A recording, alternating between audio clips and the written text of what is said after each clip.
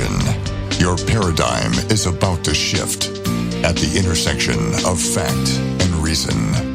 You're entering Kingston Country. I'm Dan Kingston, and you're listening to the Dan Kingston Podcast. Sailors do not need to die. If we do not act now, we are failing to properly take care of our most trusted asset, our sailors, writes Captain of the USS Teddy Roosevelt to Pentagon leadership as 90-plus sailors on the nuclear-powered aircraft carrier are infected reportedly with COVID-19. And just breaking today, we have word that 1,000 sailors have been taken off that vessel, according to the U.S. Navy. Again, this is a nuclear-powered aircraft carrier. It's off of Guam. It's battle ready. And right now, we need to be battle ready because it looks to me like China is going into a defensive posture or perhaps an offensive posture, and we're the ones that have to go in a defensive posture. It's anyone's guess. This is advanced politics right now, and the world is going to need to decide, who do they stand with? Do you stand with Chinese totalitarianism, or do you stand with American liberty? And that is a hard word to pronounce, totalitarianism, which is maybe why you don't have that many people in the media talking about it. The Chinese are brainwashed. They're brainwashed to hate us. They're brainwashed to believe American liberty equates to laziness and to selfishness. And if you don't believe me, look it up for yourself. Never forget, the Chinese government gave us this virus. That's why we call it the China virus or the Wuhan virus, because it came from China. They gave it to us. It looks to me like they seeded it, whether by allowing their infected people to leave their airports and spread across the globe. And they knew they had infected people all across the globe during their lockdown. Did they do it to level the economic playing field? You got to put yourself in the heads of the Chinese over there, and they are all about power, right? They do not believe in liberty, and they don't have religion. They wiped out religion, right? Communism destroys religion. It wants to replace God with the government, with the state as the ultimate authority. We know that's the hallmark of communism. We know how evil it is. We know what we're up against. Now, what does this mean? That we have an aircraft carrier, a nuclear-powered one, and it's infected with sailors that have been infected. You have 1,000 sailors that have been taken off that ship. It looks like the Navy heard the plea from the captain of that vessel, putting it in very dire terms, saying that sailors do not need to die. That's his quote. And thank God the Navy has acted. We are praying for those sailors. We're praying for all of our first responders that are put themselves in harm's way to protect us, to protect our way of life. We are in debt to you. Thank you for serving America, for serving our country, and for keeping us safe. If you have any idea, if you're serving, if you're a first responder out there and you know what's going on, either on this vessel or other places, if you're deployed around the world, let us know. Let me know. Drop me a line. It can be anonymous. You can just let me know. Are we ramping up a defensive posture to be ready for whatever China throws at us? Are we looking at South America? I believe Venezuela is going to be a hot point, a flashpoint. I believe that Africa is going to be a hot point, a flashpoint in the second Cold War that is against China. Now, will China ever outsmart this country again? Because it looks like we have been outsmarted by China. We saw it coming. We should have seen it coming. They hate us. They hate us, and we rely on them for many essential products. We cannot go back to that. We have to change our supply channel and move it away from China, and that's going to get them upset. I think they already are upset with us, and they're backed into a corner. And, I've talked about this before, so I'm not going to go and feed a fed horse to death over this. But just so you know where I'm coming at, I do believe that the world is going to have to pick a side. Do you stand with China or do you stand with America? And it's a Cold War number 2. We are approaching that. Now, back on the home front, I don't know if you saw this Airbnb. They are going to spend $250 million to cancel those, cover those cancellations due to COVID-19. $250 million. That's not an insignificant sum. Now, maybe you've heard of it. You've done Airbnb before. You can rent out a house. The people that rent out the most houses on Airbnb, they're called superhosts. And, they have many properties. Many of them have multiple properties at least. And many of them, though, have over-leveraged. And because of this travel crisis, nobody's traveling, nobody's going to Airbnbs, everybody's staying and sheltering in place. And because of that, you're going to see, by all accounts, some of these super hosts are going to have trouble paying their mortgages, right? And so because of that, economists are sounding the alarm. This could indeed spark a housing chain reaction. You have millions of Airbnb hosts, and they have mortgages to pay. But if they are not getting rent payments, many of them over-leveraged. They aren't able to pay their mortgages if they don't get their rent payments. That's what's happening. And the $250 million isn't going to be enough. This could start a housing crisis. That's not coming from me. That's what some economists are sounding the alarm, especially over there at zerohedge.com. And that they're not a sponsor. They're just a website I admire. And I do look at their reporting, and I report it for you because I believe they are a few steps ahead of the game. And they're one of the sources that I believe to be somewhat of a crystal ball looking into the future.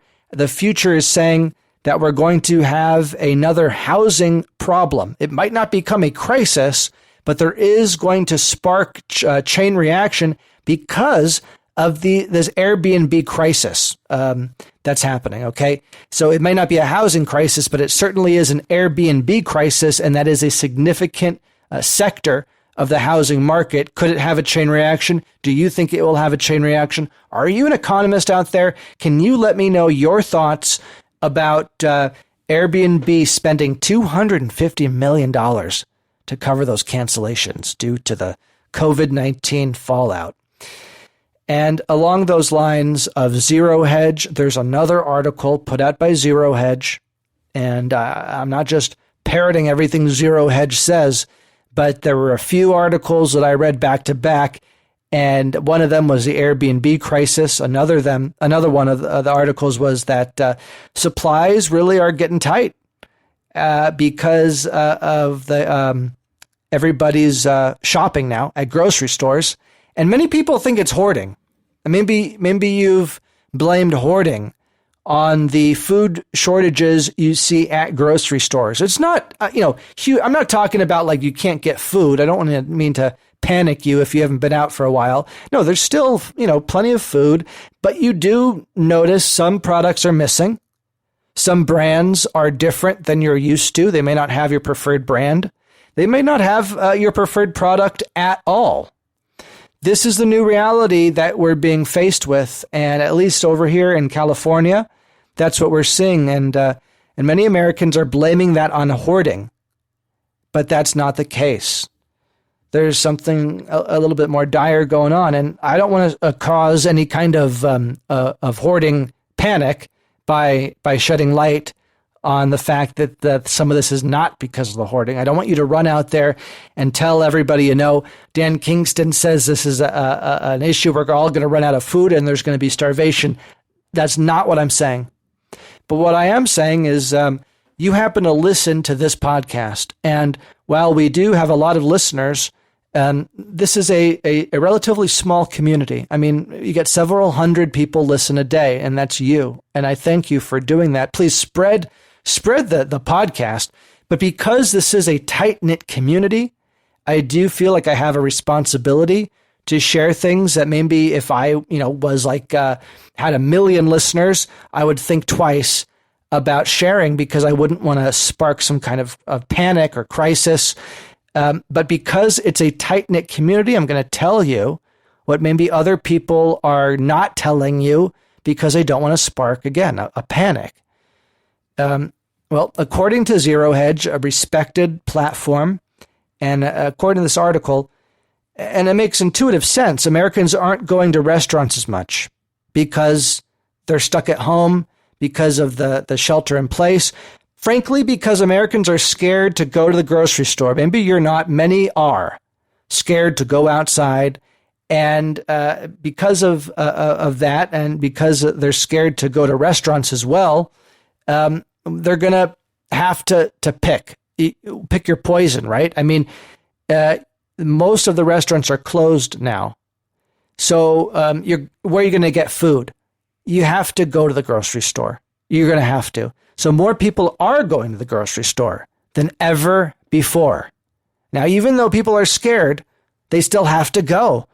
And because restaurants are closed, the habits of Americans are changing and the patterns are changing, and the grocery stores, they can't keep up because the supply chain is overtaxed right now.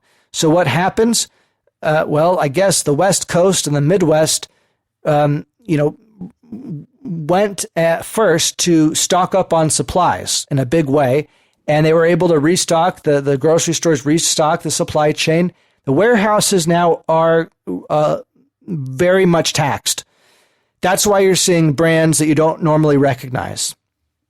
And we're not going to run out of food, okay? That's not what I'm saying, but what I am saying is this shed light on the fact that the East Coast has not done that same kind of prepping. So maybe you're listening out there, and I don't know, you should have supplies for a week or two. And you shouldn't do that all in one day. But every time you go to the grocery store, and especially if you're on the East Coast, because the warehouses are not as stocked up as they used to be because of the West Coast and the Midwest, if you're on the East Coast, I'm letting you know that you should get rice, get beans, get some water, not in a crazy, obscene way, and do not hoard, but do take precautions and do care for yourself, because this is an alarming article that because of the West Coast and the Midwest has kind of cleaned out the warehouses, it could leave the East Coast high and dry, at least within the next couple days, the next few weeks. Now, the free market economy is going to take care of it, and we're going to be okay in the long run. And that's why, if it was 1 million people listening to me, I wouldn't even bring this up. But because I consider you to be a part of my community, a friend, even a family, I want you to know that, especially if you're on the East Coast, that you do want to go and get some essential items, just in case, there's a freak out and all of a sudden you can't get stuff for a few days. You don't need to go without if you plan right. So do plan for that. I'm going to end on something that's just, it's not April Fool's joke, but it sounds like it should be. The UK is having a coronavirus problem, and their test kits have been in short supply. They ordered a lot from a private company in Europe that has just reported they had to halt shipment because that product that they sell is contaminated with, you're never going to believe this, coronavirus. The coronavirus test kits coming from a European company have been found to be contaminated with coronavirus. And I wonder, it was just an accident, right? There's no way that this was intentional. There's no way that this European company had parts from the test kit that maybe came from China. Oh, no, there's no way that China is continuing to spread coronavirus through their supply chain. That's irresponsible, Dan Kingston, to even suggest that. Or maybe it would be irresponsible to turn a blind eye. I don't think China's going to fool us again. Do you? Kingston Country. You've been listening to the Dan Kingston Podcast.